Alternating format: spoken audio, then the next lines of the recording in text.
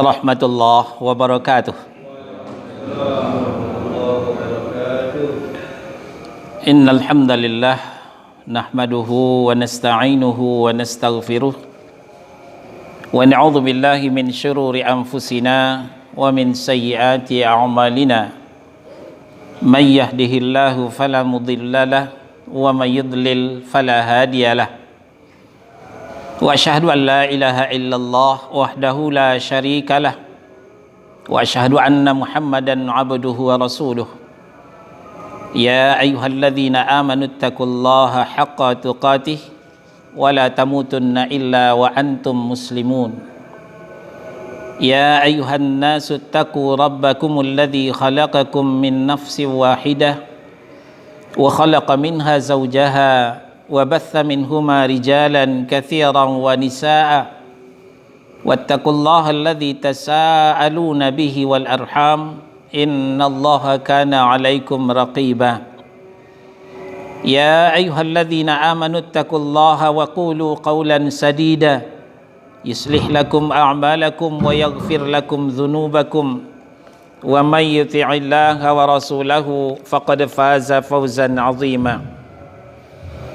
Amma ba'du, fa inna asdaqal hadithi kitabullah wa khairal hadyi hadyu Muhammad sallallahu alaihi wasallam wa syarral umuri muhdatsatuha wa kullu muhdatsatin bid'ah wa kullu bid'atin dhalalah wa kullu dhalalatin finnar.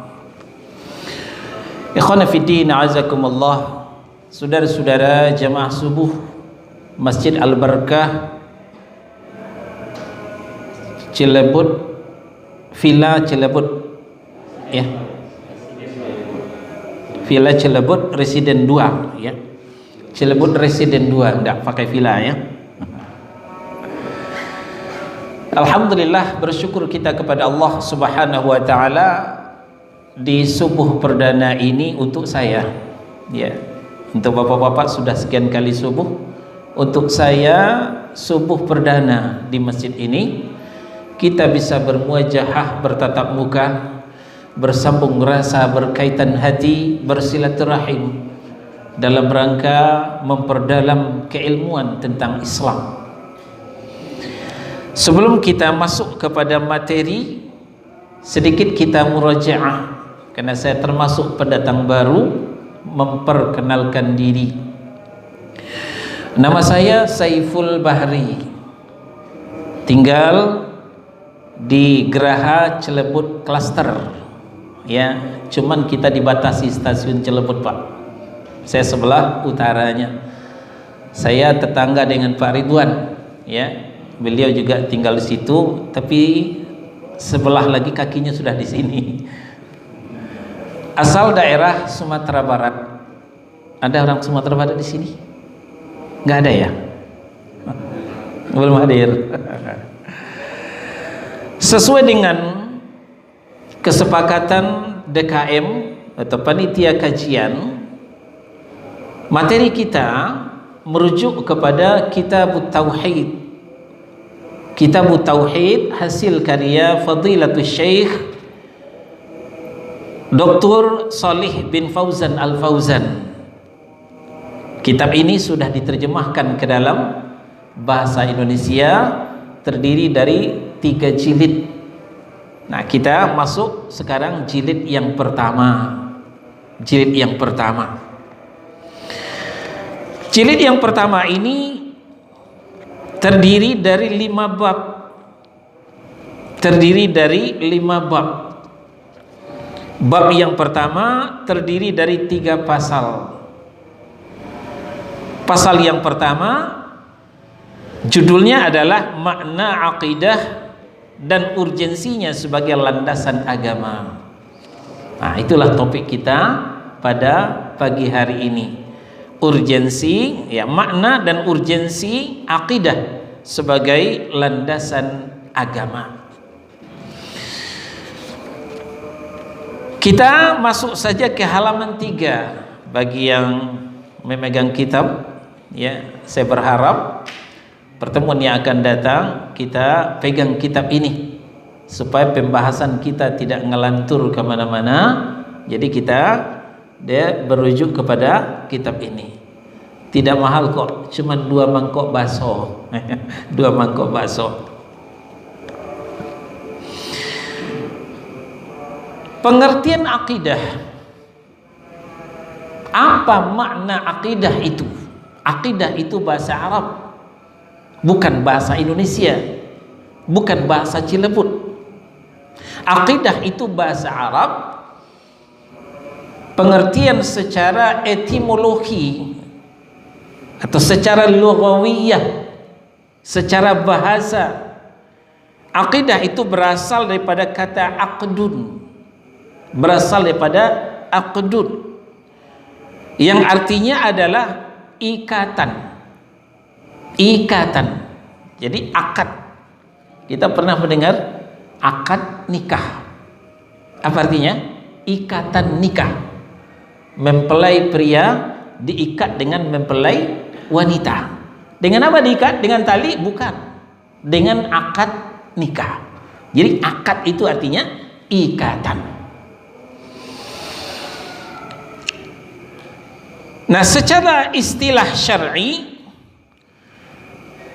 akidah itu ialah iman kepada Allah, iman kepada malaikatnya, beriman kepada kitab-kitabnya, kepada rasul-rasulnya, kepada hari akhirat, dan beriman juga kepada qadar, qadar baik dan qadar buruk.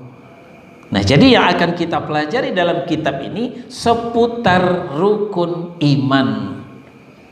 Nah, mungkin waktu SD dulu kita sudah belajar bahwa rukun iman itu 6. Nah, pendalamannya, nah baru kita merujuk kepada kitab tauhid ini. Ini tidak akan tuntas, ya, walaupun setahun belum akan tuntas, karena pendalaman akidah itu betul-betul jauh.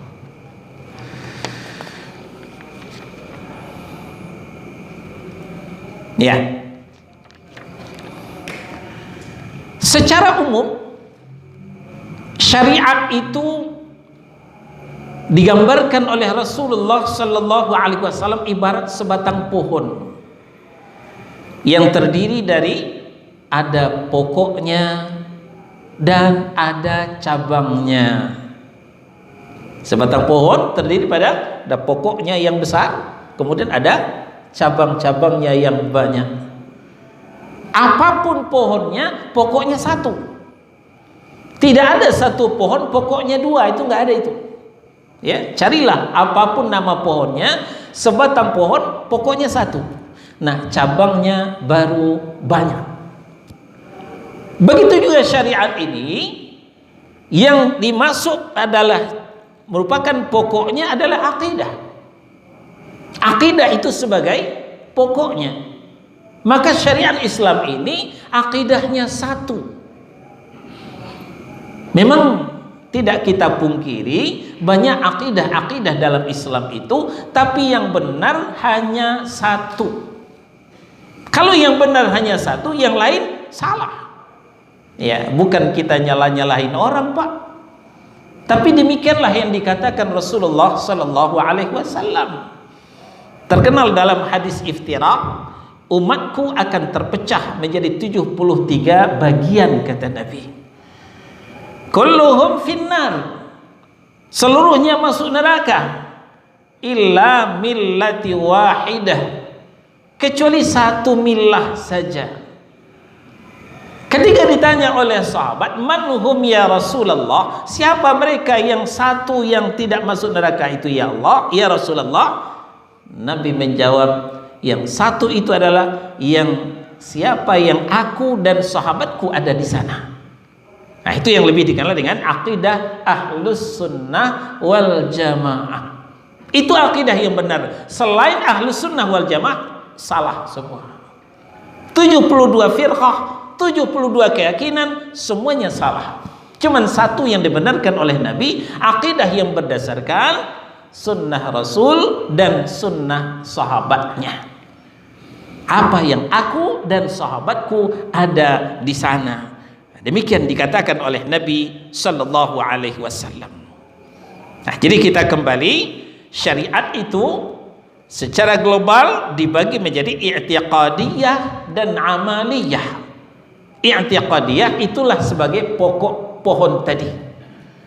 Sementara amaliyah itu bermacam-macam. Itu yang banyak, karena itu ibaratnya cabang.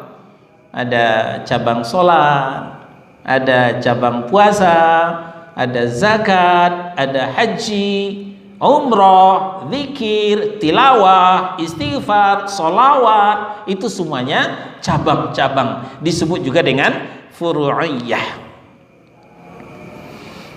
Ya, itu adalah berhubungan dengan tata cara beramal. Ya, itu lain faknya nanti. Mungkin ada ustadz yang lebih mendalami itu nanti. Kita diberikan amanah oleh DKM khusus untuk membahas aqidah, itu tentang cabang tadi. Nah, maka dari itu aqidah yang benar adalah fundamen bagi bangunan agama. Ya, kenapa Masjid Al-Barakah ini bisa berdiri megah? Sudah berapa tahun masjid kita, Pak? Setahun kurang ya. Ya wajar belum ada yang rusak ya, karena masih baru. Nah, lihat 10-20 tahun yang akan datang, kalau masih begini juga, tidak ada retak-retak, menandakan pondasinya bagus, fondamennya kuat. Kita bisa bayangkan, ketika suatu bangunan fondasinya keropos, fondamennya tidak kuat, maka akan kita lihat retak-retak. Karena setiap bangunan itu ditentukan oleh fondamen, ditentukan oleh fondasi. Nah, demikian juga kita dalam Islam. Nenek moyang kita dulu berpuluh-puluh tahun istiqomah di atas agamanya, tidak bisa dibujuk dan dirayu, tidak bisa dipaksa. Sekali la ilaha illallah tetap la ilaha illallah. Kenapa? Fondamennya kuat. Tapi sebagian saudara-saudara kita hanya 1 dus Indomie, hanya 2 liter minyak goreng, hanya beberapa kilogram beras, sudah berganti agama, sudah bertukar keyakinan. Kenapa? Karena fondasinya tidak kuat, ya, fondamennya tidak kokoh. Nah, maka itulah pentingnya. Mustahil fondamen itu akan kuat, mustahil fondasi itu akan kokoh kalau kita tidak mengetahui apa yang dimasukkan ke dalam adonan fondasi itu, adonan fondamen itu. Berapa semennya, berapa kerikilnya, berapa ukuran besinya. Nah, itu semuanya jelas itu di insinyur bangunan. Nah, kembali kepada Islam, siapa yang tahu, ya, adonan-adonan akidah itu hanya Allah dan Rasulnya.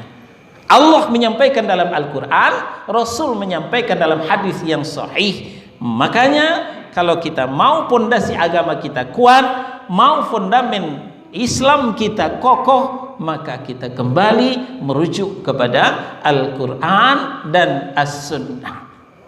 Ya, Al-Quran dan As-Sunnah. Al-Kahfi surah yang ke-18 ayat 110. Allah berfirman, "Faman kana yarju liqa'a rabbih falyamal 'amalan salihan wa la yusyrik bi'ibadati rabbih ahada." Barang siapa yang berharap berjumpa dengan Rabb-nya, berharap bertemu dengan Tuhannya.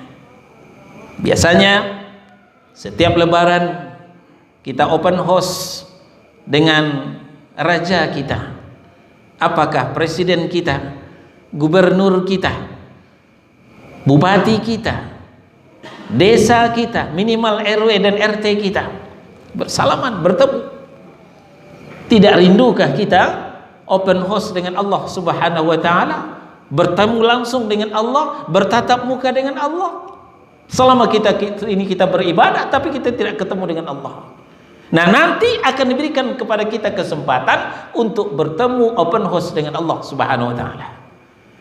Tapi ingat, ada persyaratannya. Tidak semua hambanya akan diterima ketika itu. Apalagi menurut Ibnu Katsir rahimahullahu ta'ala dalam tafsirnya, bertemu dengan Allah itu maksudnya adalah untuk mendapatkan balasan pahala yang baik, yaitu surganya Allah subhanahu wa ta'ala. Bertemu dengan Allah bukan untuk mendapatkan neraka, tapi untuk mendapatkan surga. Persyaratannya adalah fal ya'mal amalan salihah, maka hendaklah dia beramal saleh. Beramal saleh maksudnya adalah dalam tafsir Ibnu Katsir artinya amalan-amalan yang sesuai dengan syariat Allah, maka muwafiqan li syar'illah. Amal soleh itu yang sesuai dengan syariat Allah, yang tertuang di dalam Al-Quran, yang disampaikan Nabi dalam hadis yang sahih. Itulah amal soleh. Sebaliknya, betapapun baiknya amal, betapapun syiarnya amal, kalau tidak ada tertuang di dalam Al-Quran, tidak pernah disampaikan Nabi Sallallahu Alaihi Wasallam, apalagi tidak pernah dicontohkan oleh sahabat Nabi, itu bukan amal soleh. Kalau bukan amal soleh, apa namanya? Ya amal salah. Ya, amal salah. Nah demikian. Ya, sortirnya, persyaratannya amal soleh itu sesuai dengan syariat Allah Subhanahu wa Ta'ala. Syarat yang kedua, wala yusyrik bi ibadati rabbih ahada. Nah, ini pelajaran kita. Jangan dia pernah musyrik. Apa itu musyrik? Mempersekutukan Allah. Bi ibadati rabbih, dalam beribadah kepada Rabb-Nya. Kita beribadah semata-mata lillahi ta'ala, ya, wa ma umiru illa liya'budullaha mukhlishina lahud-dina hunafa. Mereka tidak pernah disuruh, mereka tidak pernah diperintah, melainkan supaya beribadah kepada Allah dengan mengikhlaskan niatnya, menjalankan agama yang lurus, kata Allah Subhanahu wa Ta'ala. Nah, ketika niatnya menyimpang, bukan mengharapkan ridha Allah, bukan untuk mendapatkan perhatian Allah, tapi sudah mengharapkan perhatian manusia. Nah, ini beda-beda tipis saja. Kita beribadah adalah MPA, menarik perhatian Allah. Nah, ini yang ikhlas. MPA, menarik perhatian Allah. Ketika ini sudah kabur, berubah menjadi MPO, menarik perhatian orang. Nah, ini sudah musyrik dalam beribadah. Celah untuk sampainya kepada MPO ini ada dua. Ada riya, ada sum'ah.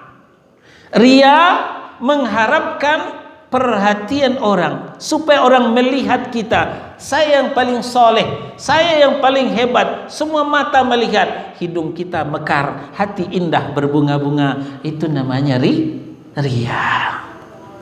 Yang kedua sum'ah. Sum'ah, kita ingin didengar orang, ya, ingin didengar orang kesolehan kita, maka kita memperdengarkan, ya, kesolehan kita kepada orang, ibadah kita kepada orang. Seharusnya ibadah itu dirahasiakan, disembunyikan, tapi kita lantunkan, kita angkat suara. Nah, itu sudah jatuh kepada sum'ah. Sedangkan sum'ah celah untuk menjerumuskan kita kepada musyrik dalam ibadah. Ini yang diingatkan oleh Allah Subhanahu wa Ta'ala, wala yusyrik bi ibadati rabbih ahada. Jangan pernah mereka musyrik, mempersekutukan Allah dalam beribadah dengan satu pun juga. Tidak usah kita menarik perhatian orang. Orang itu tidak akan pernah mengasihi kita. Orang itu tidak akan pernah menolong kita. Tapi marilah kita menarik perhatian Allah. Kepada Allah lah kita meminta, kepada Allah lah kita berharap, dan Allah lah yang akan menyelamatkan kita. Kita berlanjut urgensi daripada tauhid tersebut.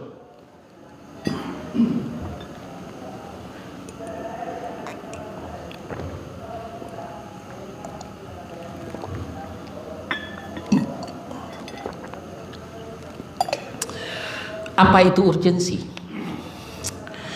Pentingnya sebuah ketauhidan.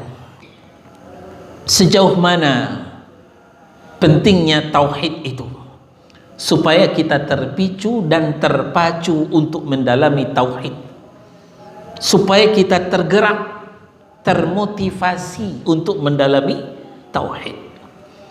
Karena selama ini pelajaran tauhid ini termarginalkan. Ilmu tauhid termarginalkan. Coba kita lihat, belajar ilmu tauhid di masjid gratis, tidak bayar, dikasih minum, insya Allah ada makan, udah datang tadi makanan, gratis nggak bayar. Masih malas orang untuk belajar ilmu tauhid. Coba belajar bahasa Inggris, belajar fisika, belajar kimia, belajar matematika, berapa bayar lesnya? Apalagi belajar sosial politik untuk bisa duduk di Senayan, itu besar sekali bayarnya. Walaupun bayarnya besar, orang berlomba-lomba mempelajarinya. Berbeda dengan ilmu tauhid, walaupun gratis, tidak semua kaum muslimin yang antusias untuk belajarnya. Nah, perlu kita kaji lebih jauh sejauh mana pentingnya ilmu tauhid ini. Pertama, ilmu tauhid itu, atau yang akan menjurus kepada akidah yang sahihah, akidah yang benar, bersih dari kesyirikan, itulah yang melanggengkan amal ibadah kita. Ya, kita bisa tulis menulis ya, ada whiteboard.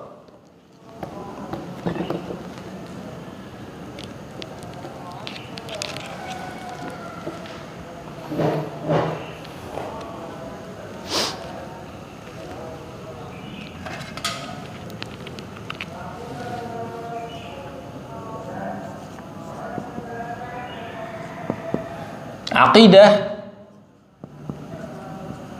yang sahihah, maksudnya aqidah tauhid. Tadi yang pertama sudah kita bicarakan, persyaratan pertemuan dengan Allah. Dalilnya Al-Kahfi ayat 110. Tadi sudah kita uraikan. Yang kedua, untuk melanggengkan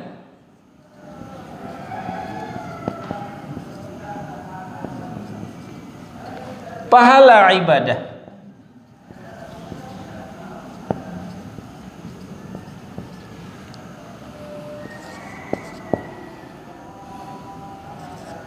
Az-Zumar ayat 65. Nanti kita tambahkan Al-An'am 88. Kita ke Az-Zumar dulu.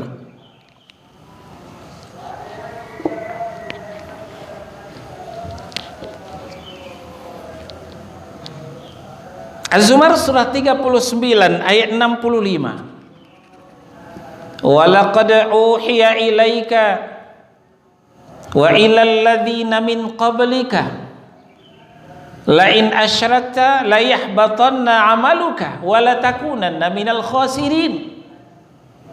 Hei Muhammad, ayat ini langsung menunjuk hidung Rasulullah sallallahu alaihi wasallam. Hei Muhammad, sungguh telah kuwahyukan kepadamu dan kepada nabi dan rasul sebelum kamu. Apa isi kandungan wahyu itu? La in asyrakta, kalau kau syirik mempersekutukan Allah, la yahbatanna amaluka wa la takunanna minal khasirin. hancurlah amalmu, musnahlah amalmu. Kalau sudah demikian, kamu akan termasuk orang yang merugi, kata Allah Subhanahu wa taala. Masya Allah. Walaupun belum pernah ketemu, tentu sedikit banyak kita kenal dengan Rasulullah sallallahu alaihi wasallam. Karena profilnya diberitakan oleh Allah dalam Al-Quran, dalam hadis yang sahih. Apa tanda-tanda Rasulullah itu? Satu, beliau itu maksum, terpelihara dari dosa kecil, apalagi dari dosa besar. Dua, sudah dijamin masuk surga. Tiga, beliau itu Habibullah, kekasih Allah. Empat, beliau itu Khalilullah, orang yang sangat dekat dengan Allah. Setidaknya ada 4 ciri khas Rasulullah sallallahu alaihi wasallam. Bisa dihafalkan? Pertama, sudah maksum dari dosa kecil apalagi dosa besar. Kedua, sudah dijamin masuk surga. Ketiga, Habibullah. Keempat, Khalilullah. Orang yang sekelas Rasulullah sallallahu alaihi wasallam tetap saja diingatkan bahaya syirik. Muhammad, jangan pede dulu. Walau kau sudah dijamin masuk surga, walau kau maksum, walaupun Habibullah, kekasih Allah, tapi awas ya dengan dosa syirik. Lain asyrakta, kalau kau syirik mempersekutukan Allah, la yahbatanna amaluka, hapus amalmu. Kalau sudah demikian, wala takunanna minal khasirin, jadilah engkau termasuk orang yang merugi. Apalagi kita, Pak, kita tidak maksum. Kita tidak ada jaminan khusus untuk masuk surga. Kita bukan Habibullah, walaupun ada yang bergelar Habib. Ya, kita melihat kalau Habib kita datang, cium tangan, salam dan cium tangan, bukan hanya satu lapis, depan belakang, kan begitu. Tapi walaupun Habib, tidak ada jaminan khusus. Kita bukan Khalilullah, walaupun ada namanya Pak Khalil, ya, MUI kita Pak Khalil Ridwan, ya. Tapi tidak ada jaminan khusus. Nah, makanya lebih rentan dengan kesyirikan ini. Nah, ini Allah sampaikan melalui Al-An'am surah yang ke-6 ayat 88. Walau asyraku, apalagi umatmu hai Muhammad yang tidak maksum, yang tidak ada jaminan masuk surga, yang bukan Habibullah, yang bukan Khalilullah. Walau asyraku, kalau mereka syirik mempersekutukan Allah, la yahbatanna amalukum. Ya, walau asyraku la habita anhum ma kanu ya'malun. Ya. Walau asyraku, kalau mereka musyrik mempersekutukan Allah, la habita anhum ma kanu ya'malun. Kita sholat 5 waktu berjamaah di Al-Barkah, hapus kalau syirik. Tambah sholat sunnah, rawatib, tahajud, duha, sebentar lagi syuruk. Begitupun kita puasa Ramadan, tambah 6 hari Syawal, Senin, Kemis, puasa Nabi Daud, lenyap kalau akidah bercampur dengan kesyirikan. Kita berinfak, bersedekah, demikian juga kita sudah haji berkali-kali, umroh tiap sebentar, semuanya luluh lantak, hancur berantakan, tiada sisa kalau akidahnya tercampur syirik.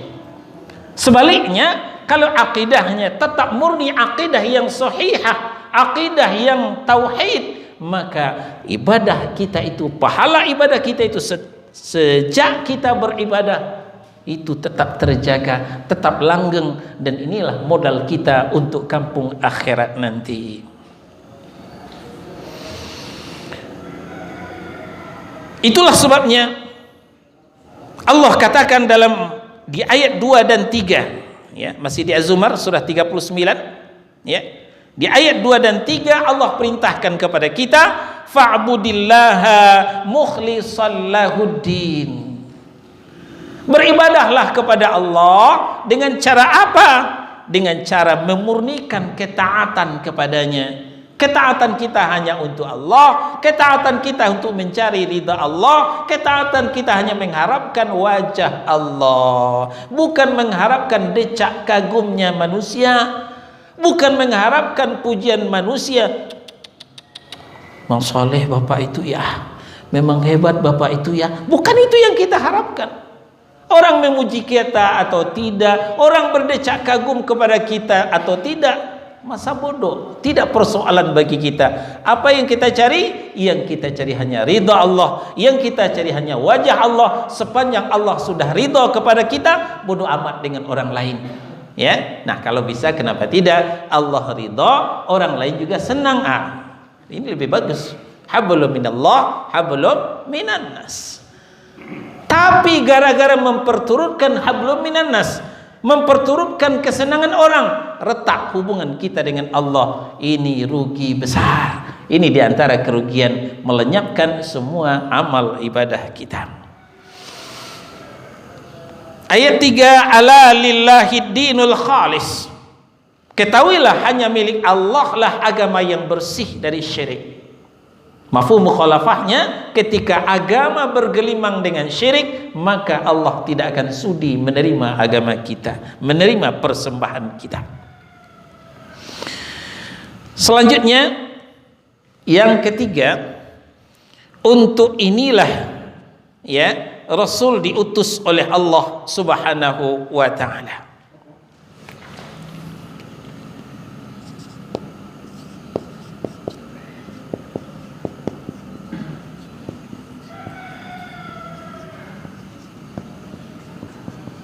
Kita buka An-Nahl surah 16. Ya, An-Nahl surah 16 ayat 36.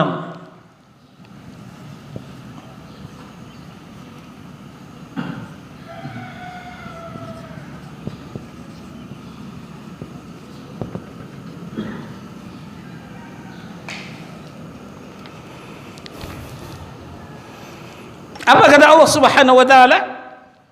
وَلَقَدْ بَعَثْنَا فِي كُلِّ أُمَّةٍ رَسُولًا أَنْ يَعْبُدُوا اللَّهَ وَاجْتَنِبُوا الطَّاغُوتَ. Dan sesungguhnya kami telah mengutus Rasul pada setiap umat. Jadi sebelum Nabi kita Muhammad sallallahu alaihi wasallam sudah diutus beberapa orang, bukan beberapa orang, ratusan ribuan Rasul, Nabi dan Rasul untuk umat-umat sebelumnya. Sebelum kita Bani Ismail, kita ini Bani Ismail Pak, anak cucu Nabi Ismail. Sebelum kita Bani Ismail, telah duluan dari kita anak cucu Nabi Israel. Siapa Nabi Israel? Nabi Yakub. Namanya Yakub, gelarnya Israel. Israel itu artinya suka berjalan malam. Maka anak cucunya Bani Israel. Nah, Bani Israel itu lebih banyak Nabi dan Rasul. Ya, kita bercabangnya dari Nabi Ibrahim. Nabi Ibrahim itu istrinya dua. Pertama Syarah, kedua Hajar. Syarah melahirkan Ishak dan Yakub. Nah, Yakub ini yang bergelar Israel. Hajar melahirkan Ismail. Dari Ismail tidak ada nabi ke bawahnya, langsung Muhammad sallallahu alaihi wasallam. Jadi kita Bani Ismail, mereka ya yang kita kenal Yahudi itu adalah Bani Israel. Nah, Bani Israel itu banyak nabi dan rasul. Nabi Ishak, Nabi Yakub, turun ke bawah Nabi Sulaiman, ya Nabi Musa, Nabi Harun, Nabi Zakaria, Nabi Yahya, Nabi Isa, itu semuanya Bani Israel. Katanya di sini ada Nabi Musa. Oh, beliau sudah hadir nih. Bukan Nabi Pak Musa. Ya, qadarullah nama beliau sama. Ya, itu apa kata Allah Subhanahu Wa Taala? Sungguh kami telah mengutus kepada setiap umat seorang Rasul. Misi visinya sama. Dakwahnya sama. Apa itu? An ya'budullaha wajtanibut taghut. Beribadahlah kepada Allah saja dan jauhi taghut. Beribadah kepada Allah saja maksudnya bertauhid dalam beribadah. Di samping beribadah kepada Allah, tidak boleh beribadah kepada yang lain. Nah, selain daripada Allah itu namanya taghut. Beribadah kepada selain Allah, nah selain Allah itu namanya taghut. Pembesar taghut itu adalah iblis. Berikut tentaranya syaitan. Itu semuanya taghut. Nah, segala sesuatu yang kita idolakan mengalahkan Allah Subhanahu wa taala itu taghut. Ya. Kita boleh mengidolakan harta, tapi jangan mengalahkan idola kita kepada Allah Subhanahu wa taala. Ketika kita lebih mengutamakan harta daripada Allah, sudah datang panggilan Allah hayya 'alas shalah, kita masih asyik dengan harta kita, maka harta kita berubah menjadi taghut. Nah, begitupun pangkat jabatan. Untuk meraih pangkat dan jabatan kita menghalalkan segala cara, berarti pangkat dan jabatan sudah berubah menjadi taghut. Nah, begitu seterusnya. Jadi segala sesuatu yang lebih kita utamakan selain daripada Allah Subhanahu wa taala, berarti itu sudah berubah menjadi taghut. Nah, tadi dalam salat di rakaat pertama kita bawakan Al-Baqarah, atau yang lebih kenal kita surah Al-Baqarah ayat kursi, ya. Apa kata Allah? Ya, Allahu waliyul ladzina amanu, ya, yukhrijuhum minaz zulumati ilan nur. Allah itulah pelindungnya orang-orang mukmin yang akan mengeluarkan mereka daripada kegelapan kepada terang benderang. Sebaliknya, walladzina kafaru awliya'uhumut taghut. Sedangkan orang-orang kafir itu pelindungnya adalah taghut. Tapi taghut itu yukhrijunahum minan nuri ila zuluman, akan mengeluarkan mereka daripada cahaya terang benderang kepada kegelapan. Itulah orang-orang kafir, orang-orang yang tidak mentauhidkan Allah Subhanahu wa taala. Jadi taghut itu adalah segala sesembahan selain daripada Allah. Dan kemudian setiap rasul itu selalu mengucapkan pada awal dakwahnya, ya qaumi abudullaha malakum min ilahin ghairuh. Wahai kaumku, beribadahlah kepada Allah, sekali-kali tidak ada Tuhan untukmu selainnya. Ini yang dibicarakan Allah dalam Al-A'raf ayat 59, ayat 65, ayat 73 dan ayat 85. Jadi dakwah para nabi dan rasul di segi akidah itu seragam, yaitu dakwah tauhid. Dakwah tauhid, karena ini merupakan pokok daripada pohon tadi. Nah, kemudian tentang cabang-cabangnya, tentang syariatnya, itu yang berbeda-beda kita dengan nabi dan rasul sebelum Nabi Muhammad sallallahu alaihi wasallam. Kita sampai jam berapa, Pak? Ya? Suruh jam 6 ya?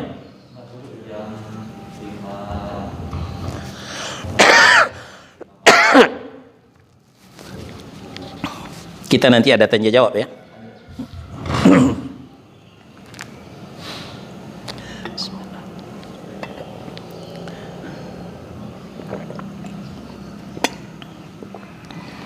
Kita tambahkan satu lagi yang keempat, untuk mendapatkan ketenangan hidup.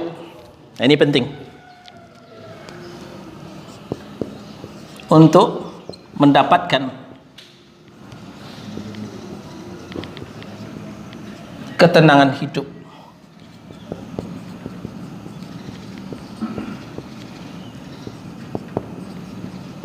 dan kucuran hidayah,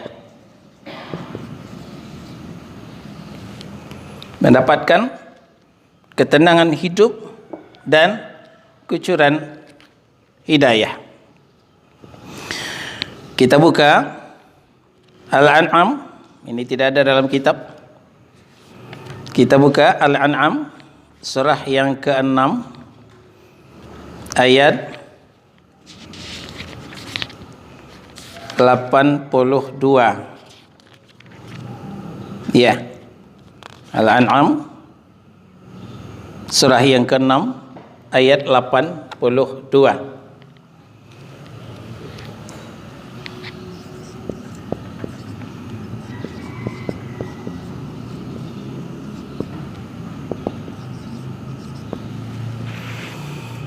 Apa kata Allah?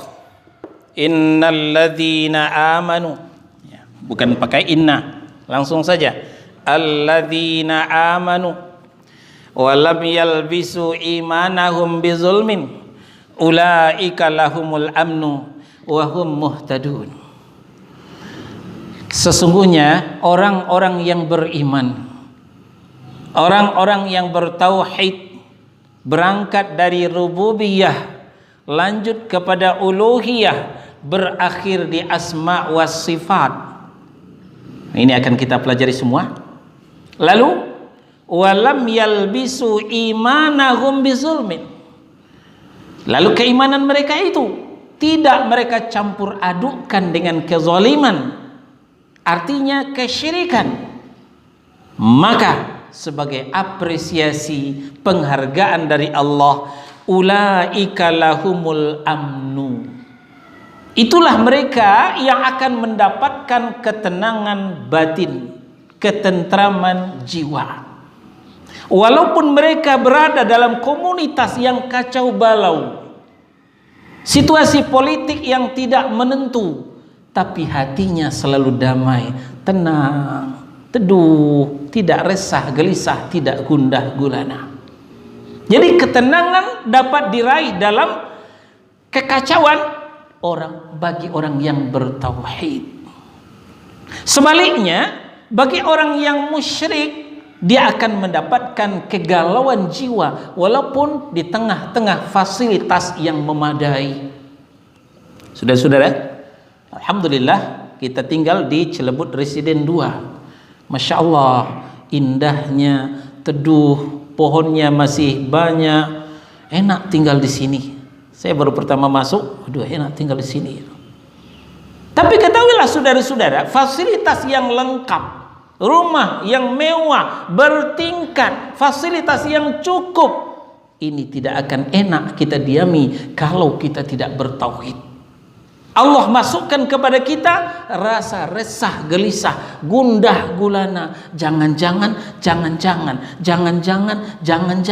itu saja yang bersembunyi, yang bersemi dalam benak kita ini. Tidak ada ketenangan. Sebaliknya bagi orang bertauhid, walaupun ngontrak di gubuk reot, ya, fasilitasnya sederhana sekali, penghasilan cukup-cukupan, jangankan mobil, motor pun nggak punya, cuman sepeda, tapi dia itu mendapatkan ketenangan batin, ketentraman jiwa. 5 kali tidak pernah absen sholat berjamaah, dia ikut juga kajian. Kenapa? Dia berangkat daripada tauhid. Yang kedua, yang tidak kalah pentingnya, ujung ayat, wahum muhtadun. Itulah mereka yang akan mendapatkan kucuran hidayah, tuntunan petunjuk. Ini penting sekali bagi kita. Kenapa Pak? Alhamdulillah, satu segi kita bersyukur jadi anak bangsa. Kenapa tidak? Diberikan Allah tanah yang subur, makmur, gemah, ripah, loh jenawi. Orang bilang tanah kita tanah surga, tongkat kayu dan batu jadi tanaman. Katanya kan begitu Pak. Ternyata yang subur makmur itu bukan hanya hijau ranau. Yang subur makmur juga aliran sesat, firqah sempalan. Kita perhatikan saja Pak. Di Qadian muncul Mirza Ghulam Ahmad. Indonesia tidak mau ketinggalan, muncul lagi Ahmad Musaddiq. Ya, kita tinggal di Bogor belum pernah dapat wahyu. Ahmad Musaddiq ke Bogor dapat wahyu di Gunung Bunder katanya. Dia memproklamirkan dirinya jadi nabi. Banyak pengikutnya Pak. Habis itu mak-mak nggak mau ketinggalan. Lia Edan di Senen juga mau jadi nabi katanya. Banyak juga pengikutnya. Ini menunjukkan kaum muslimin di negeri kita ini rentan dengan kesesatan. Itu belum selesai dibenahi, muncul lagi Kanjeng taat pribadi, mengeluarkan uang palsu merah-merah dari jubahnya, banyak juga yang ketipu. Malah yang ketipu bukan hanya kalangan akar rumput, kalangan marginal, kalangan intelek juga ikut tertipu. Nah, ini menunjukkan kaum muslimin negeri kita rentan dengan kesesatan. Nah, bagaimana solusinya? Bimbingan hidayah, tuntunan petunjuk dari Allah. Dari mana didapatkan? Dari tauhid. Hanya orang bertauhidlah yang mendapatkan bimbingan hidayah. Hanya orang bertauhidlah dipastikan tidak akan ikut aliran sesat. Tapi ketika tauhid sudah mulai rapuh, akidah sudah mulai tercampur, maka ketika itulah mereka rentan akan terbawa-bawa aliran sesat. Ini yang bisa kita sampaikan pada subuh perdana ini. Mudah-mudahan bisa kita lanjutkan nanti ke pasal yang kedua. Dari mana sumbernya akidah yang sahihah ini? Ya, mudah-mudahan umur kita sama-sama dipanjangkan. Baik Bapak dan Ibu, ibunya belum datang ya, masih bikin kopi di rumah. Sebelum kita tutup, ya saya undang Bapak-bapak, saudara-saudara yang masih kurang jelas, kurang faham untuk bertanya. Ya, yang bisa kita jawab, yang tidak kita pending untuk masa akan datang. Silahkan Pak, pertanyaan sesuai dengan materi yang kita sampaikan. Pertanyaan umum boleh, tapi nanti di belakang. Skala prioritas adalah sesuai dengan materi. Silakan Pak. Silakan Pak. Waalaikumsalam warahmatullahi wabarakatuh. Urusan hati memang sangat sulit saja. Tadi kan disebutkan bagaimana caranya supaya jangan sampai kita itu menarik MPO, menarik perhatian orang. Betul. Yaitu terhindar dari riya dan sum'ah. Cuman tadi seperti yang saya sampaikan, urusan hati memang sangat sulit untuk dibuat besar. Ada kalanya kita di awal berniat untuk ikhlas mata-mata sesuai dengan Allah dan Rasul. Tapi ketika mungkin ada terdengar, mungkin katakanlah si Pak A ini bagus bacanya, oh si Pak ini hafalannya bagus. Yeah. Nah, itu bagaimana supaya hati kita tuh benar-benar supaya ikhlas, jangan sampai kita terhindar dua seperti tadi. Ya. Yang pertama, yang kedua, bagaimana caranya supaya kita yakin apa dalam hal beribadah yang kita lakukan itu adalah benar sesuai dengan tuntunan Allah dan Rasul. Bagaimana caranya Ustaz? Untuk anak kita yang awam ini kita rasa seperti apa Ustaz? Lagi Ustaz. Itu aja ya. Satu lagi. Oh iya. Silakan. Ustaz, tadi kan syariat terbagi atas dua bagian. Itikadiyah, pokok dan amaliyah. Betul. Yang saya ingin tekankan di sini mengenai cabang-cabang Ustaz. Tadi kan kalau tidak salah kalau pokok itu kita satu saja. Betul. Di batang pohon ya batangnya satu. Sedangkan cabang itu kan bermacam-macam. Betul. Nah, bagaimana cara kita menyikapi hal-hal yang cabang-cabang tadi Ustaz? Apakah itu dibenarkan? Nah, maksudnya tidak menjadi masalah. Baik. Ya, itu saja. Ya. Saya coba menjawab, tapi kalau saya lupa nanti tolong diingatkan. Pertanyaan pertama, bagaimana usaha kita supaya kita dalam beribadah ini murni mentauhidkan Allah, MPA, menarik perhatian Allah, bukan MPO, bukan menarik perhatian orang. Kadang-kadang kita dari awal sudah mau ikhlas, tapi di tengah jalan ada saja gangguannya, ada saja orang berdecak kagum memuji kita. Nah, maka usaha kita pertama ya mengenal tauhid. Kalau kita sudah mengenal tauhid, akan tipis kemungkinan kita akan tertipu. Nah, yang kedua, kita berdoa kepada Allah Subhanahu wa taala. Nah, usaha pertama sedang kita jalani, kita mau belajar tauhid. Usaha yang kedua, kita minta kepada Allah. Kita diajarkan doa oleh Allah Subhanahu wa taala. Rabbana la tuzigh qulubana ba'da idh hadaitana wa hab lana min ladunka rahmah innaka antal wahhab. Wahai Tuhan kami, La tuzigh qulubana, jangan kau gelincirkan hati kami. Jangan kau gelincirkan, tetaplah di atas jalan yang lurus. Wahab lana min ladunka rahmah, dan berilah kami kurnia dari sisimu. Kurnia apa? Kurnia keikhlasan, kurnia keistiqomahan. Kita minta kepada Allah Subhanahu wa taala. Innaka antal wahhab, sesungguhnya engkau maha pemberi kurnia. Masya Allah, wahhab itu indah artinya, maha pemberi kurnia. Nah jadi bapak-bapak, ketika orang-orang Syiah menghujat Wahabi, kita jangan ikut latah. Ini isu Wahabi ini dari Syiah, Pak. Karena yang sangat membenci dakwah tauhid adalah Syiah. Syiah itu agama kuburiyun, menyembah kuburan. Kalau bapak-bapak hari ini ke Iran, orang Syiah itu sujud di kuburan Al-Husain. Mereka tawaf di kuburan Abu Lu'lu'ah. Abu Lu'lu'ah itu seorang majusi yang berhasil menikam Umar bin Khattab ketika memimpin salat subuh di Masjid Nabawi. Jadi sebelum Ali Jaber ditikam ketika ceramah, sebelumnya Umar bin Khattab sudah ditikam oleh Abu Lu'lu'ah. Abu Lu'lu'ah itu dikatakan kafir, ditangkap, dikisas, dibunuh oleh kaum muslimin. Oleh orang Syiah dikatakan Abu Lu'lu'ah seorang pemberani, dibawa jenazahnya ke Iran, bikin kuburan yang indah. Mereka tawaf di situ sambil berdoa, ya Allah kumpulkan kami bersama Abu Lu'lu'ah, ya Allah kumpulkan kami bersama Abu Lu'lu'ah. Ini orang Syiah. Nah, karena orang Syiah sangat benci kepada dakwah tauhid, pembawa tauhid termasuk diantaranya tokoh ulama Ahlus Sunnah wal Jamaah Syekh Muhammad bin Abdul Wahhab At-Tamimi rahimahullahu ta'ala. Nah ini dihujat terus, Wahabi, antek Yahudi, ciri-cirinya jenggotan, celana cingkrang. Itu mainan orang-orang Syiah.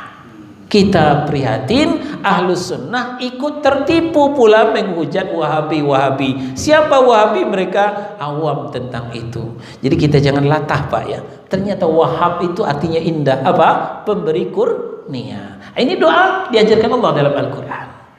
Kemudian Nabi SAW juga mengajarkan doa, ya muqallibal qulub tsabbit qalbi ala dinik.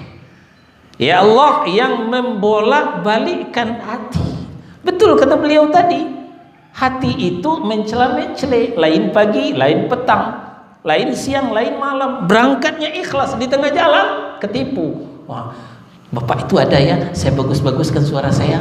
Bapak itu ada ya, saya bagus-baguskan ibadah saya. Bapak ini mungkin bosnya, Bapak ini mungkin mertuanya, Bapak ini siapa-siapanya. Jadi kita sudah melenceng beribadah mengharapkan perhatian orang. Di situ sudah syirik dalam beribadah kepada Allah. Maka kita minta kepada Allah, tetapkan hatiku di atas agamamu ya Allah, jangan gelincirkan aku ya Allah.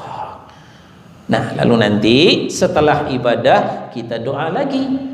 Apa doanya? Doa Nabi Ibrahim, Rabbana taqabbal minna innaka antas sami'un alim wa tub alaina innaka antat tawwabur rahim. Jadi di awal di cover, di tengah jalan di cover, terakhir di cover lagi dengan doa. Insyaallah ibadah kita ikhlas, insyaallah ibadah kita tidak terkena riya, insyaallah ibadah kita tidak terkena sum'ah. Nah ini pertanyaan pertama. Pertanyaan kedua tadi saya lupa. Ibadah yang kita lakukan sebagai orang awam, bagaimana caranya yang kita lakukan itu harus sudah benar. Bagaimana kita? Ya. Tentang pohon tadi ya. Tentang pohon. Syariat Islam ibarat sebatang pohon, pokoknya satu. Ya, akidahnya satu, akidah Ahlus Sunnah wal Jamaah.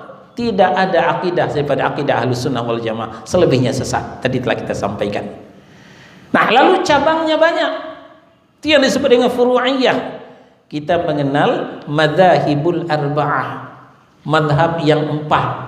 Madhab Abu Hanifah dikenal dengan madhab Hanafi, madhab Malik bin Anas disebut dengan madhab Maliki, madhab Imam Muhammad bin Idris Asy-Syafi'i dikenal dengan madhab Syafi'i, Ahmad bin Hanbal madhab Hambali atau Hanabilah.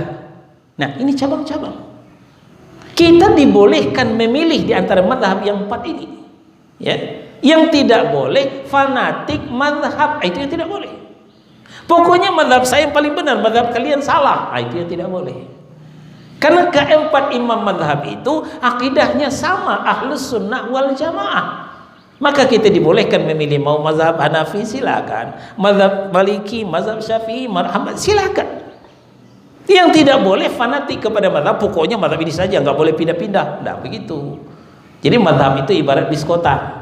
Mazhab itu ibarat komuter lain. Kita boleh naik kalau mengantarkan ke tujuan kita. Kalau komuter lain itu tidak mengantarkan ke tujuan kita, kita ke kota. Komuter lainnya ke Tanah Abang, turun di Manggarai, ganti komuter lain yang lain. Begitu kita bermadhab. Jadi ikut madhab boleh, tapi keluar madhab juga tidak berdosa. Begitu caranya. Kita mengikuti cabang-cabang yang mana yang kita pilih, silahkan.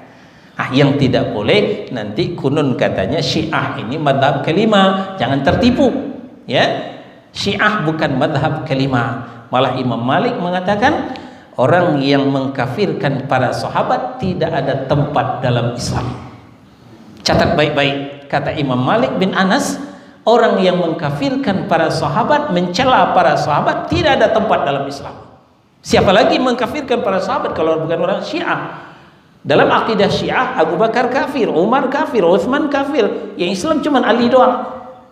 Aisyah dituduh berzina, Hafsah juga pelacur, macam-macam hujatan mereka terhadap istri Rasulullah SAW. Makanya ulama kita mengatakan tidak boleh sholat di belakang Syiah. Jadi kalau imamnya Syiah, tidak sah sholat kita karena mereka pada hakikatnya telah kafir. Jadi itu cabang yang busuk, bukan cabang yang benar kalau ibaratkan pohon tadi. Ini pertanyaan kedua. Yang ketiga apa tadi? Sebenarnya sampai sudah terjawab. Oh, sudah terjawab semua. Cuma tadi kalau ini untuk yang kedua tadi yang ibadah, saya pernah dengar gitu kalau dikonfirmasi, kalau sesuatu ibadah itu prinsipnya ini bukan Al-Quran, bukan hadis. Beribadah itu adalah sesuatu yang dilakukan itu adalah haram kecuali yang diperintahkan. Jadi kita sudah perintah dulu dalam beribadah. Jika tidak ada perintah, jangan lakukan. Nah, sedangkan hal duniawi itu adalah sesuatu yang dibolehkan kecuali yang diharamkan. Baik. Tadi telah kita sampaikan Al-Kahfi surah yang ke-18 ayat 110. Ya. Apa kata Allah? Faman kana yarju liqa'a rabbih falyamal 'amalan shalihan. Siapa yang mau bertemu dengan Rabb-nya, maka kerjakan amal soleh. Al-Hafiz Ibnu Katsir menafsirkan amal soleh itu adalah makana muwafiqan li syar'illah. Amal soleh itu yang sesuai dengan syariat Allah, tertuang di dalam Al-Quran, disampaikan oleh Rasul, dicontohkan oleh para sahabat. Itu yang sesuai dengan syariat. Tapi kalau tidak ada dalam Al-Quran, tidak pernah disampaikan oleh Rasul, tidak pernah dicontohkan oleh para sahabat, itu bukan amal soleh. Kalau bukan amal soleh, apalagi? Ya amal salah. Nah, itulah sebabnya para ulama di kalangan usul fikih membuat satu kaidah. Ya, kaidah ini rumus. Ini bukan Quran, ini bukan hadis. Apa kata ulama kita? Ya, aslul ibadah mamnu'. Asalnya ibadah itu dilarang. Sampai kapan? Sampai ada dalil yang mensyariatkan, baru ibadah itu dilanjutkan. Kalau tidak ada dalil, tidak boleh beribadah. Jadi kita beribadah menunggu dalil. Kalau sudah diyakini ada dalilnya yang akurat, yang valid, yang sahih, baik dari Al-Quran maupun As-Sunnah, minimal qaulus sahabah, perkataan sahabat, bismillah, lanjutkan. Sebaliknya, ketika tidak ada dalilnya, baik dari Al-Quran, dari As-Sunnah, ataupun qaulus sahabah, stop, hentikan sampai di situ. Sebab percuma. Nabi mengatakan, man amila amala laisa alaihi amruna fahuwa rahat. Barang siapa yang mengerjakan amalan yang tidak sesuai dengan sunnah kami, dengan petunjuk kami, maka ibadahnya tertolak. Bayangkan Bapak dan saudara-saudara, amal kita sudah banyak, begitu kita store kepada Allah Subhanahu wa taala, ternyata Allah menolak, masuk tong sampah ibadah kita, lantaran ibadah kita tidak sesuai dengan tuntunan Rasulullah sallallahu alaihi wasallam. Nah, oleh sebab itu, Bapak-bapak, saudara-saudara, marilah kita beramal cerdas, bukan hanya beramal soleh, Tapi beramal cerdas, kita menseleksi amal kita yang benar-benar diajarkan oleh Rasulullah. Yang tidak diajarkan Rasulullah nggak usahlah, capek, buang energi, buang tenaga, buang waktu. Demikian, wallahu a'lam. Nah, beda dengan ya, bukan ibadah atau pendukung ibadah, sarana dan prasarana ibadah itu masuk ke dalam kelompok duniawi.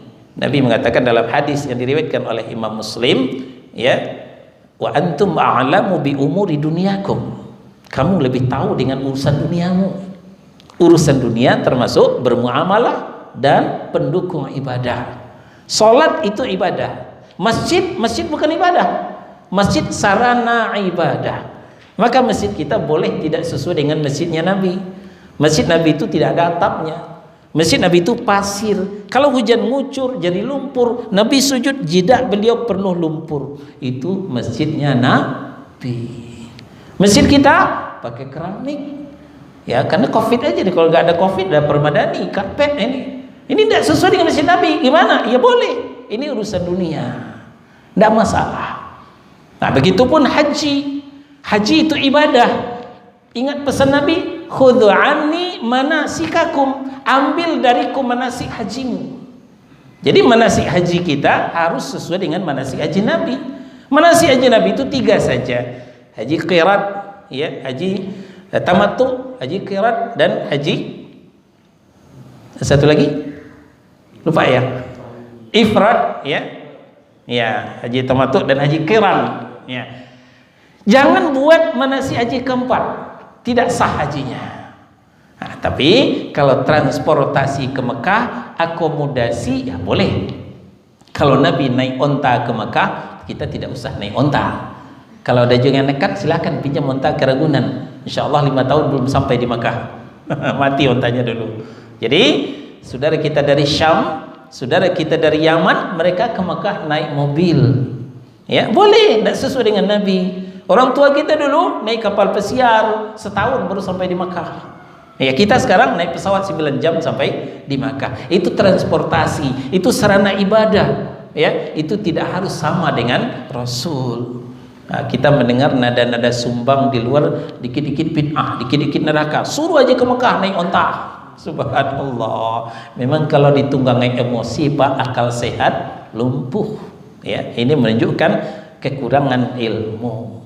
Nah, demikian, wallahu a'lam. Saya kira cukup ya, karena yang lain tidak ada yang bertanya. Kita tutup dengan kafaratul majlis. Subhanakallahumma wa bihamdika, asyhadu an la ilaha illa anta